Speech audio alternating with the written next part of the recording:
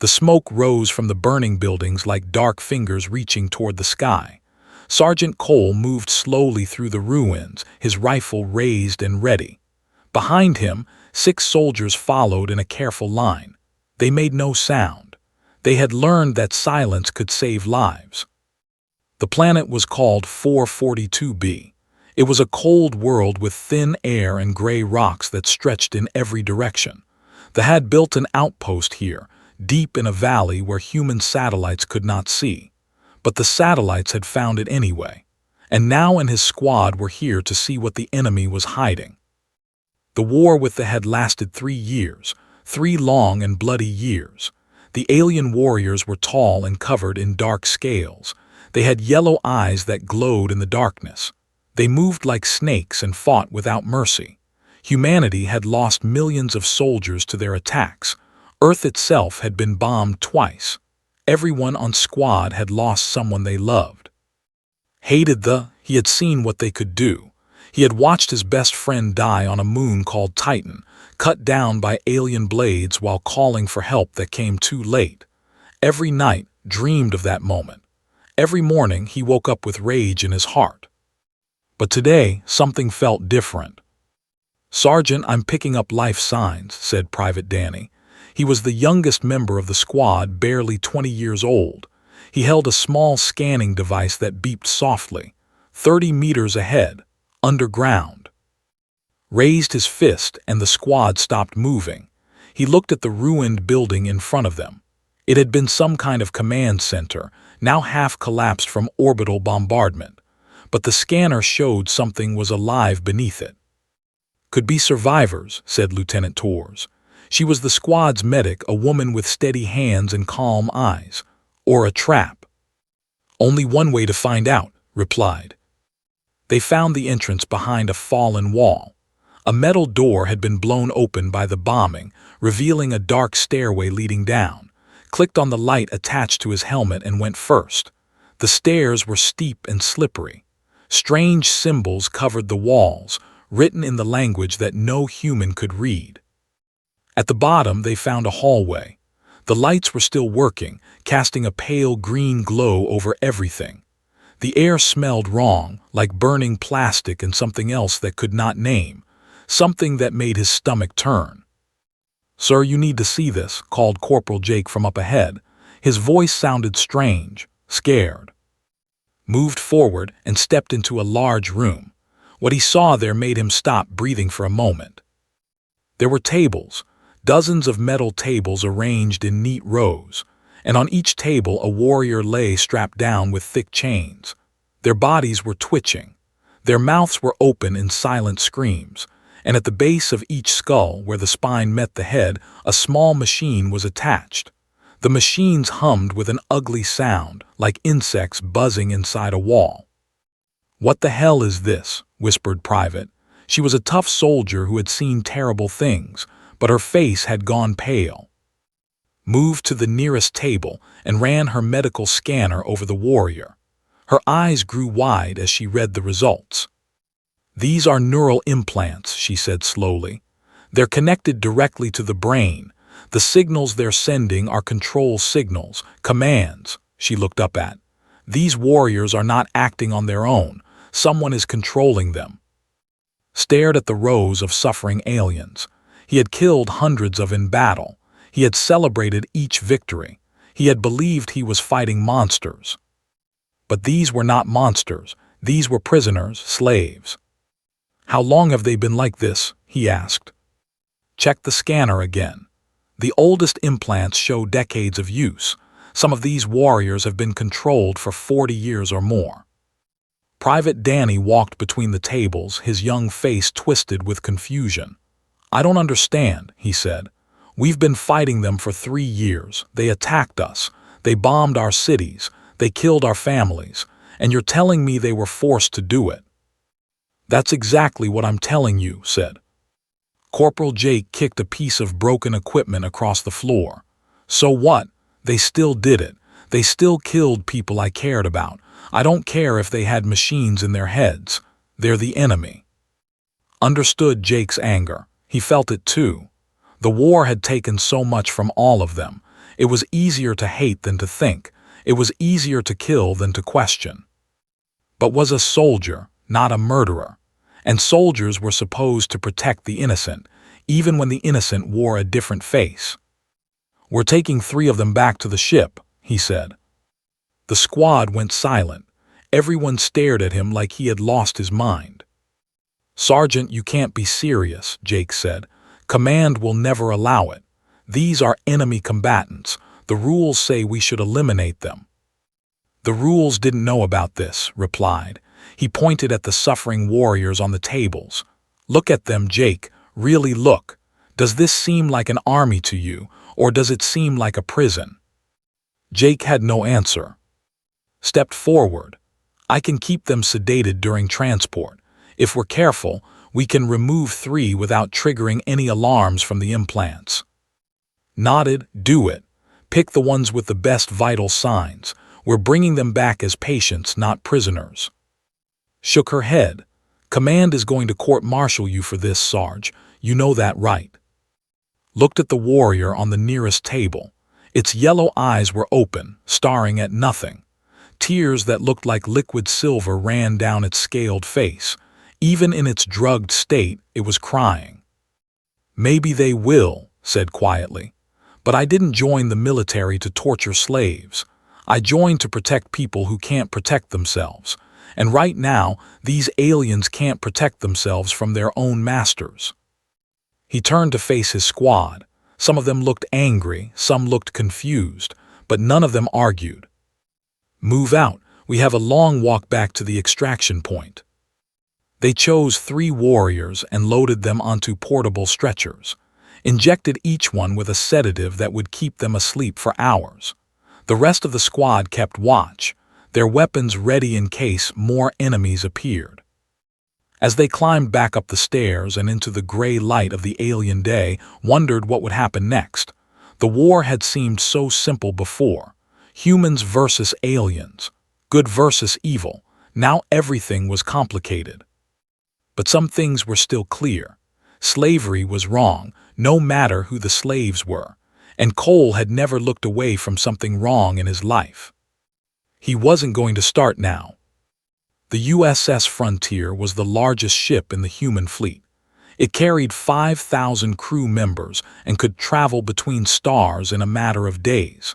Its medical bay was equipped with the best technology that humanity had ever built, but no one had ever brought a patient there before. Dr. Laura stood in front of the examination table and looked at the alien lying before her. She had studied biology for 20 years. She had written papers about alien life forms. She had always dreamed of meeting a living creature from another world. She had never dreamed it would happen like this. The warrior was still unconscious from the sedatives.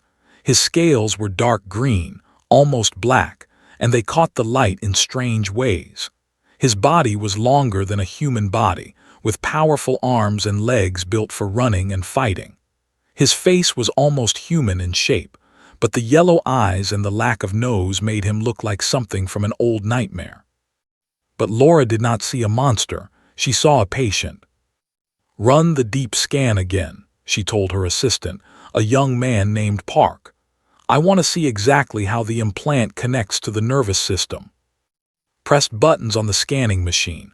A holographic image appeared in the air above the table, showing the inside of the skull. The implant was small, no bigger than a coin, but it had sent thin wires deep into the brain. The wires touched every important part of the mind: memory, emotion, movement, pain. "The design is elegant," said quietly. "Whoever built this understood neuroscience better than we do." "Elegant is not the word I would use," Laura replied. Her voice was cold. "Look at this section here. See how the wire connects to the pain center. Every time the host thinks about disobedience, this wire activates. The pain would be unbearable, constant, like being burned alive inside your own head." His face went pale, "So they can't even think about fighting back." "They can think about it, but thinking about it hurts them. The implant doesn't remove free will. It punishes free will, again and again until the host learns to stop trying." Laura turned away from the hologram. She felt sick. She had seen many terrible things in her career, but nothing like this. The Dominion had built an empire on suffering. They had turned their own people into weapons by breaking their minds. And humanity had been fighting these broken people for 3 years, never knowing the truth. The door to the medical bay opened and Sergeant Cole walked in. He looked tired. His uniform was dirty from the mission, and his eyes had dark circles under them. But he stood straight and spoke clearly. "How are the patients?" he asked. "Stable for now," Laura said. "The sedatives are keeping them calm. But when they wake up, I don't know what will happen. The implants are still active.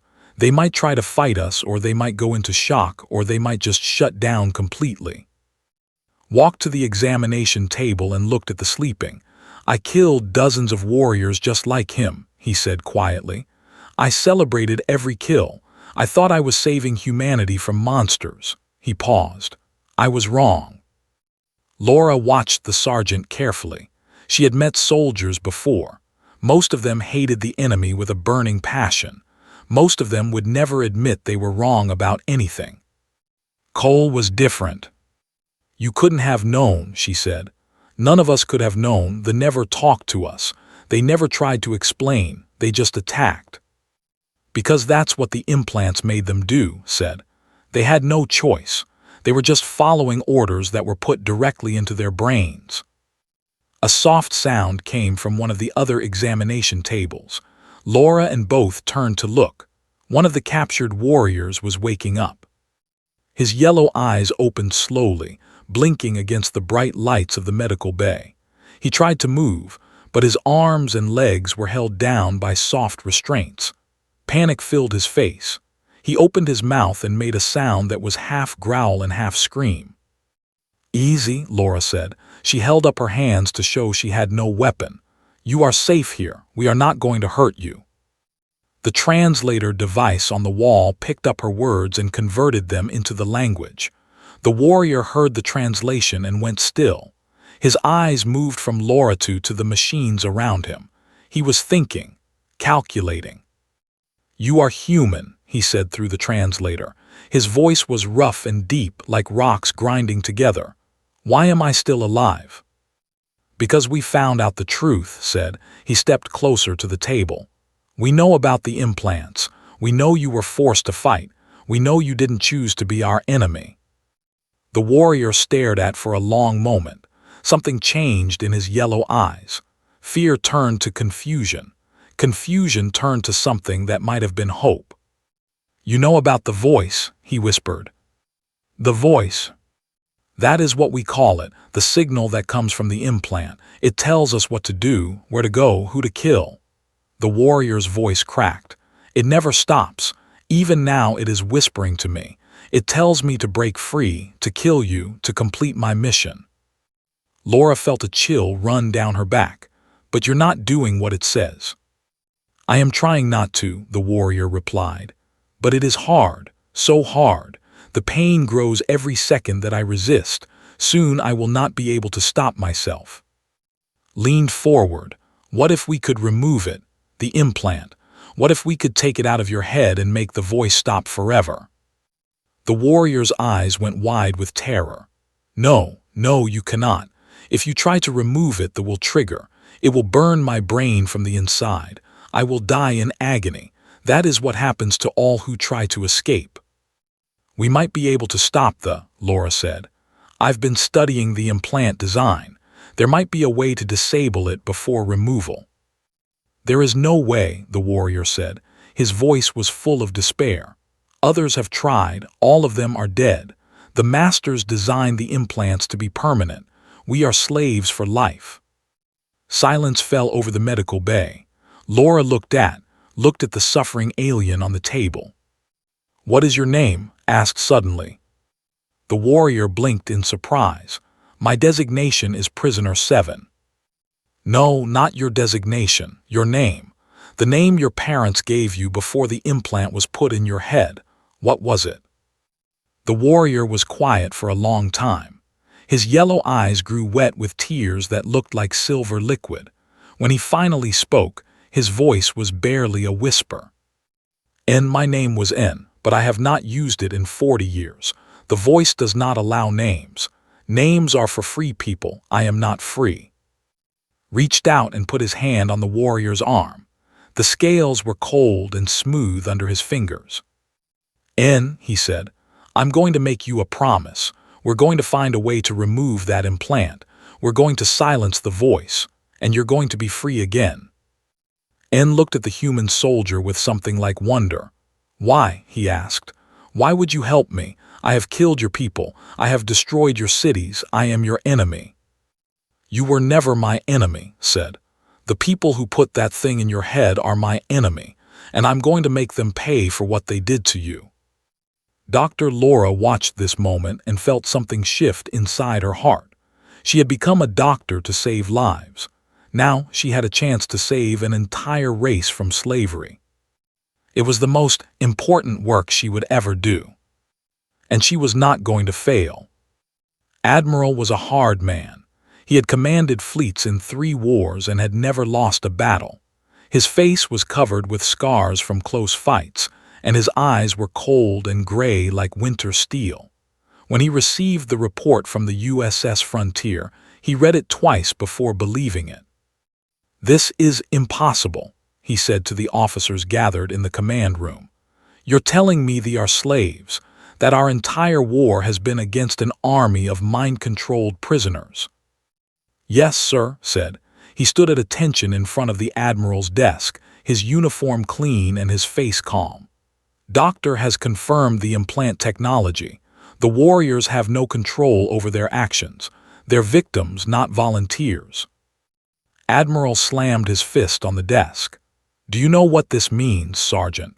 If we tell the public that we've been killing slaves for 3 years, there will be riots. The war effort will collapse. People will demand peace with an enemy that doesn't want peace. With respect, sir, the enemy does want peace, replied. The warriors want it more than anyone. They've been begging for death because they can't imagine freedom.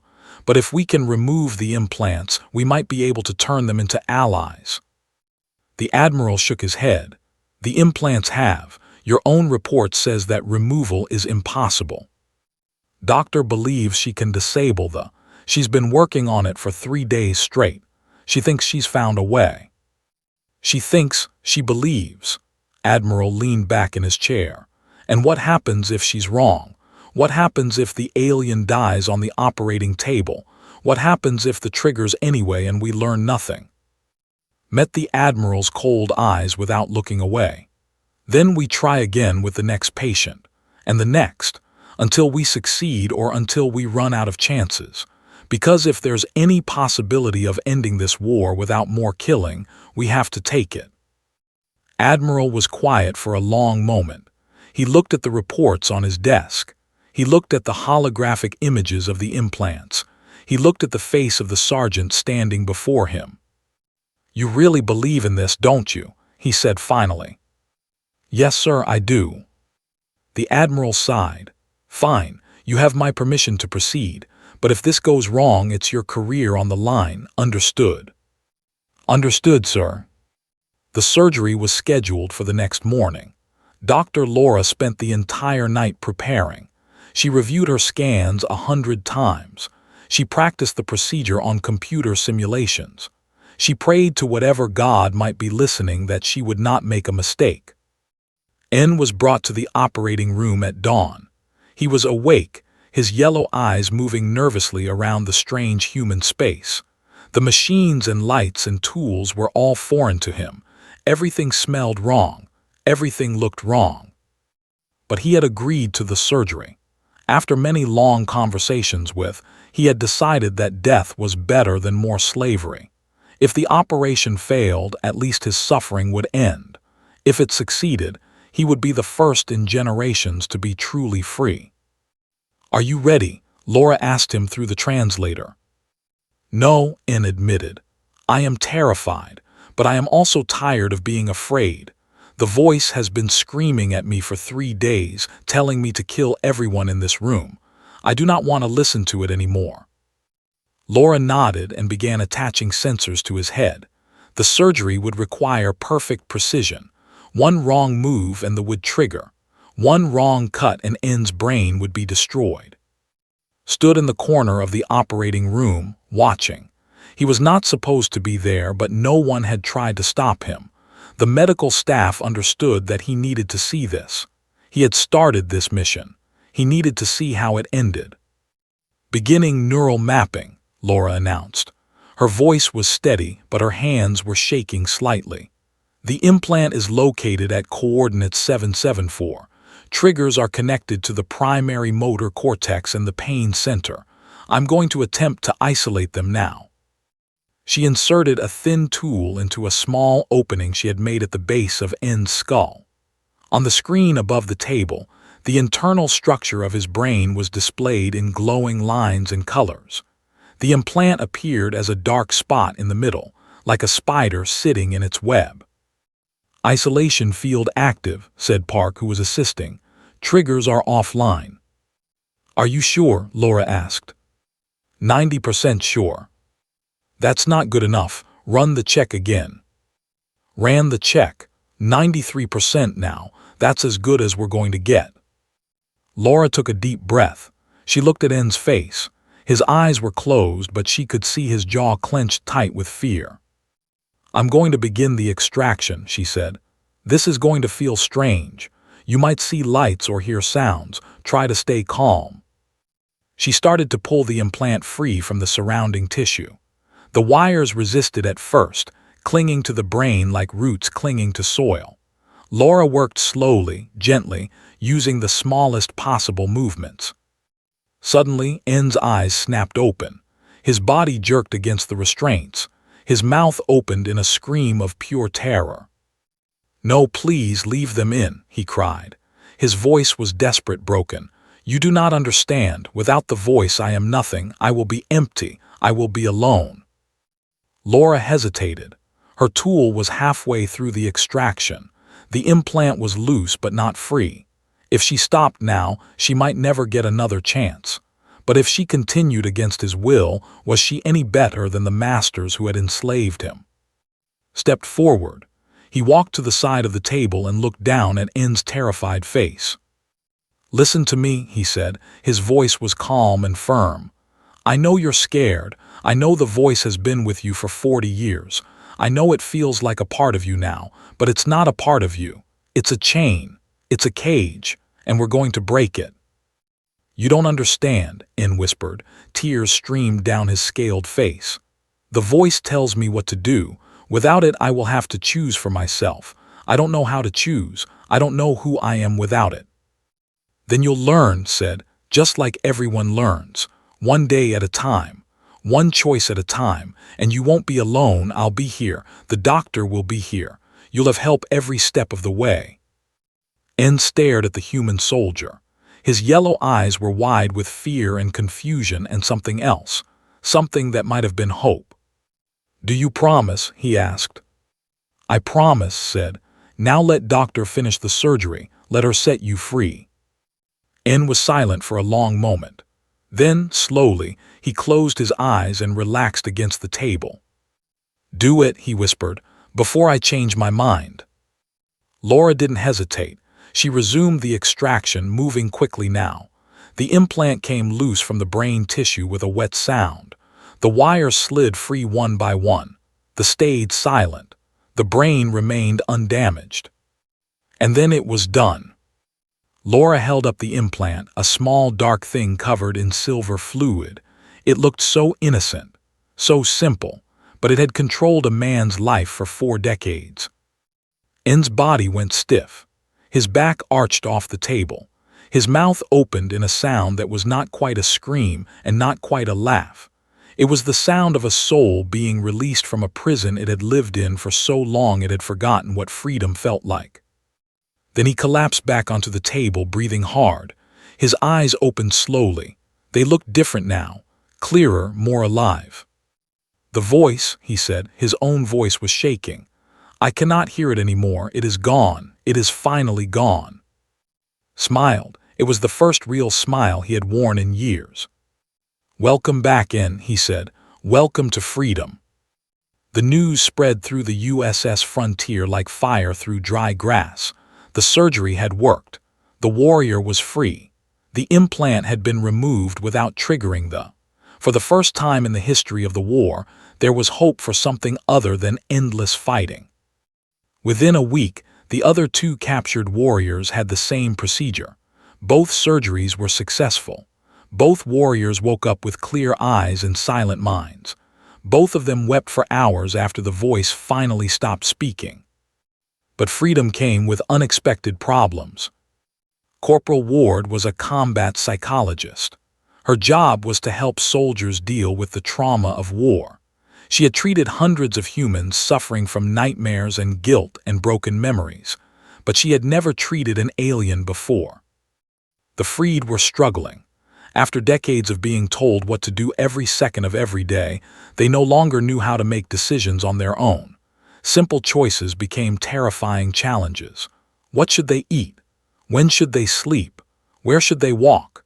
Questions that any normal person could answer without thinking became impossible puzzles for minds that had never been allowed to think. One of the freed warriors, a female named refused to leave her room for 3 days. She sat in the corner with her arms wrapped around her legs, shaking and crying. When finally convinced her to talk, explained that she was afraid of making the wrong choice. Under the voice, wrong choices meant pain. Her brain still expected punishment even though the implant was gone. It's called conditioned response, explained to during one of their daily meetings. Their minds have been trained to associate independent thought with suffering. Even though the physical cause is removed, the psychological damage remains. It's going to take months, maybe years, for them to fully recover. Rubbed his tired eyes. Do we have that kind of time? The war is still going on. Every day, more humans and more die because of those implants. I understand, said, but we can't rush this. If we push them too hard, they might break completely. We have to be patient. Patient, it was a word had never liked, but he knew was right. He visited N every day. The first freed warrior was doing better than the others, but he still had dark moments. Some days he would talk for hours about his life before the implant, about his family and his dreams and the person he used to be. Other days he would say nothing at all, just staring at the wall with empty eyes. One afternoon, found N standing at a window, looking out at the stars. I killed a child once, N said without turning around. His voice was flat and dead. A human child. She was hiding in a building during an attack. The voice told me to clear the building. I found her under a table. She was crying, begging me to let her go. Felt his stomach tighten. He didn't say anything, he just waited. The voice told me to kill her. I tried to resist. I tried so hard, but the pain became too much. I couldn't stop my arms from moving. I couldn't stop my blade from falling.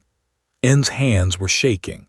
She looked at me with such fear in her eyes, and then she didn't look at anything anymore. That wasn't you, said quietly. That was the voice. It was my hands, my blade, my body. N finally turned to face. His yellow eyes were full of pain. How many others did I kill? Hundreds, thousands. I don't even remember them all. The voice didn't let me remember. It was easier to obey when we couldn't remember the faces. Stepped forward and put his hand on N's shoulder. You're not that person anymore. You have a choice now. You can spend the rest of your life drowning in guilt, or you can use your freedom to help others find theirs. N was silent for a long moment. Then something changed in his eyes. The despair didn't disappear, but something else joined it. Something that looked like determination. There is a planet, he said slowly. The third world in the home system. That is where the central implantation facility is located. Every warrior who serves the Dominion passes through that place. Every slave is made there. Felt his heart beat faster. You know where it is. You know how to get there. I know everything about it. The voice gave us knowledge when it served the master's purpose. Layout, defenses, guard rotations. If that facility were destroyed, no new slaves could be made. and if the control signal were disrupted, every warrior connected to it would suddenly be free. How many warriors are we talking about? Millions, N said. Maybe tens of millions. I do not know the exact number, but it is enough to destroy the Dominion from within. If they were all freed at once, the Masters would have no army left. His mind raced with possibilities. This was more than a rescue mission. This was a way to end the entire war. I need to talk to Admiral, he said. Can you give me all the details? Maps, codes, everything you remember. I can do better than that, N replied. I can come with you. I can show you where to strike. I can help you destroy the thing that made me a monster. Looked at the warrior standing before him. 3 weeks ago they had been enemies. 3 weeks ago would have killed N without a second thought. Now they were going to save the galaxy together. Welcome to the team, said. The planning took 2 months. Admiral was skeptical at first, but the intelligence that N provided was too valuable to ignore. Every detail checked out. Every code was valid. The warrior had given humanity the key to ending the war. Operation Unchained was approved by the United Earth Council. 300 warships would attack the home system. 50,000 ground troops would assault the central implantation facility. And at the heart of the invasion, a small team of human soldiers and freed would infiltrate the control center and shut down the signal forever.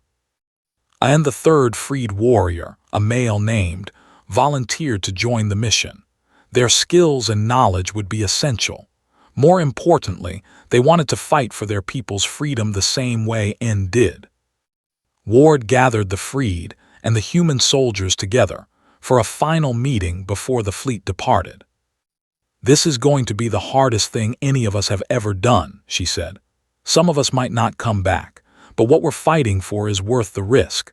We're fighting to break the chains of an entire race. We're fighting to prove that freedom is stronger than control. We're fighting to show the galaxy that humans don't just defeat their enemies, we save them. N stood at the back of the room, listening. For the first time since his liberation, he felt something that was not fear or guilt or despair. He felt pride. Not pride in what he had done, pride in who he was becoming, pride in the choice he was making with his own free will. The voice was gone, but a new voice was growing inside him. It was his own. The fleet emerged from faster-than-light travel in a flash of blue light.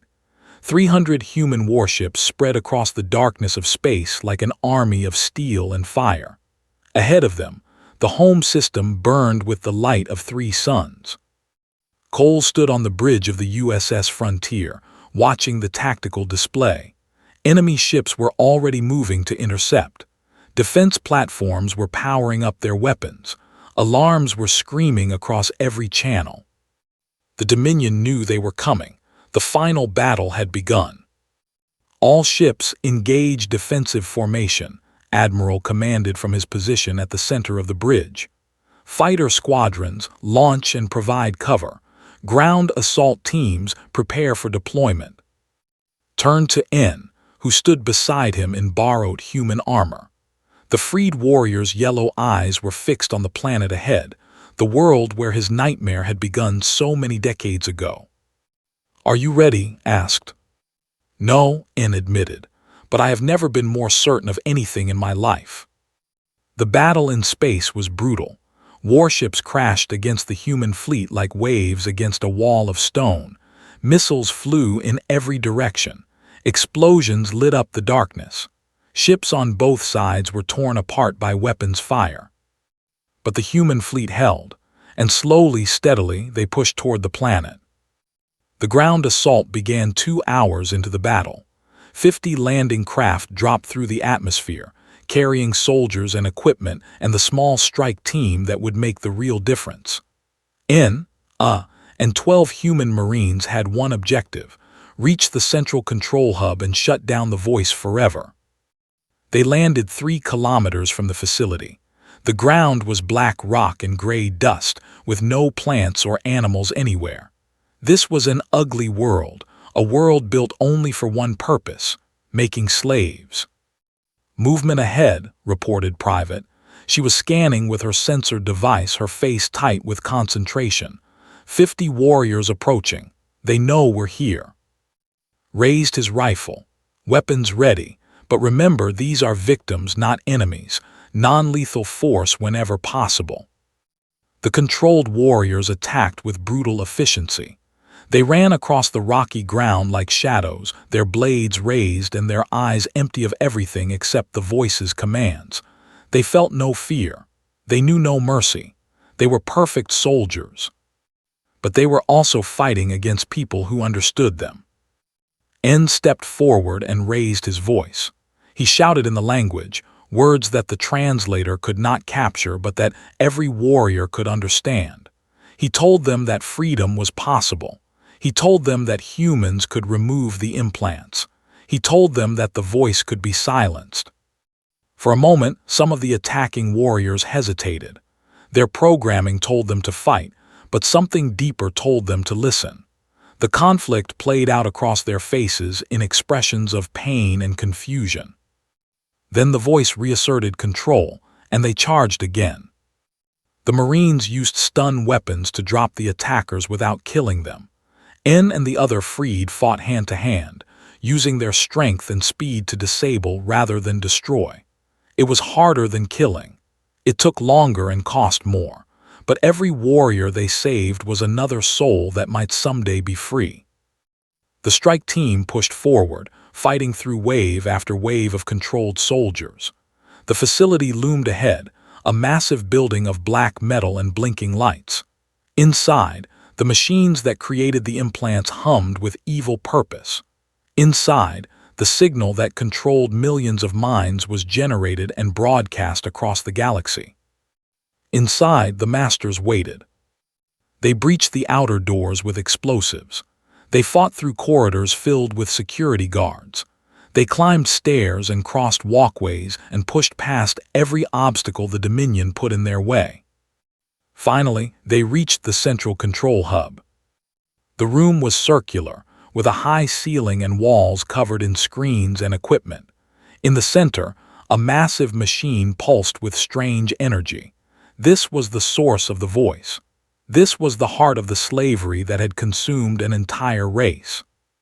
And standing around the machine were 12, but these were not warriors. They wore robes of fine cloth and jewelry of precious metal. Their scales were clean and polished. Their eyes were clear and sharp. These were the masters, the elite who had never worn an implant, the architects of an empire built on the suffering of their own people. "So," said the tallest master, his voice was smooth and cold, "the humans have finally arrived, and they brought some of our broken toys with them." Raised his rifle, "Shut down the signal now." The master laughed. "Or what? You'll kill us? Go ahead. The machine will continue to function without us. The voice will speak for centuries after we're gone. You cannot stop what we have built." "Then we'll destroy the machine," said. "If you do, every controlled warrior in the galaxy will drop dead instantly. That will trigger in all of them at once. Millions will die screaming. Is that what you want?" Felt his confidence waver. He looked at N. The freed warrior's face was twisted with rage and grief. "He's lying," N said. "The triggers when an individual implant is tampered with. It's not connected to the main signal. If the signal stops, the warriors will be confused, but they won't die." "You know nothing," the master sneered. "You are a defective product, a failed experiment. Your mind was always weak." N stepped forward. His hands were shaking, but his voice was steady. "You took my life from me," he said. "You took my family, my choices, my future. You made me kill children and destroy cities and commit horrors that will haunt me forever. And now you stand there in your fine robes and tell me I know nothing." He reached for the controls of the central machine. The masters shouted in alarm and tried to stop him, but the human Marines held them back. "This ends now," N said. He pressed the button that shut down the signal. For a moment nothing happened. Then the machines around the room went dark. The humming stopped. The screens flickered and died. And across the galaxy, on 1,000 different worlds, millions of warriors suddenly found their minds empty of the voice that had controlled them for so long. Some collapsed in confusion. Some wandered aimlessly, not understanding what had happened. Some wept with joy as they realized they could think their own thoughts for the first time in decades. And some turned on their masters.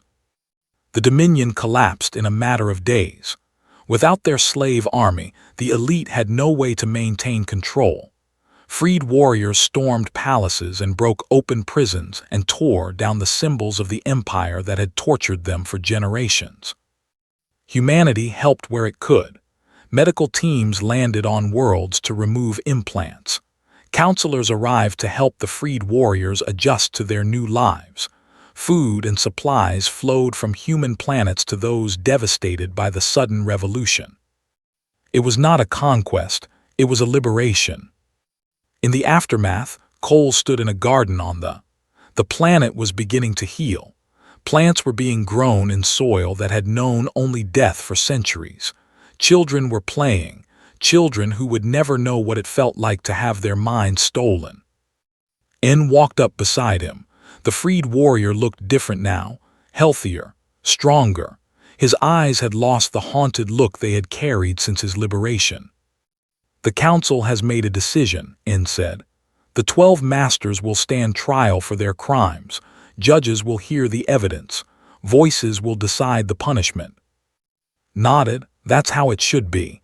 Your people deserve to choose their own justice." "Our people," N corrected. "Human, and we are allies now, partners. 2 races that found each other through war and chose peace instead of revenge." He reached into his pocket and pulled out a small piece of metal. It was the medal that Admiral had given for his service in the battle. "You left this on my ship," N said. "I believe you said I earned it more than you did." Smiled and pushed the medal back toward his friend. "I meant it. You're the one who broke the chains. You're the one who gave your people hope." N was quiet for a moment. Then he closed his clawed hand around the medal and held it against his chest. "No," he said softly, "we earned it together." Looked at the warrior standing beside him. A month ago they had been enemies. A month ago the war had seemed endless and hopeless. Now they were friends. Now the war was over. Now 2 races that had been taught to hate each other were learning to build something new together. It was not a perfect ending. There would be more work to do, more wounds to heal, more trust to build. The scars of the war would take generations to fade. But they had made a start, and that was enough. Reached out and clasped N's arm in the human gesture of friendship. N returned the grip with his clawed hand. 2 soldiers, 2 races, 1 future. The chains were broken. The voice was silent. And the galaxy was finally at peace.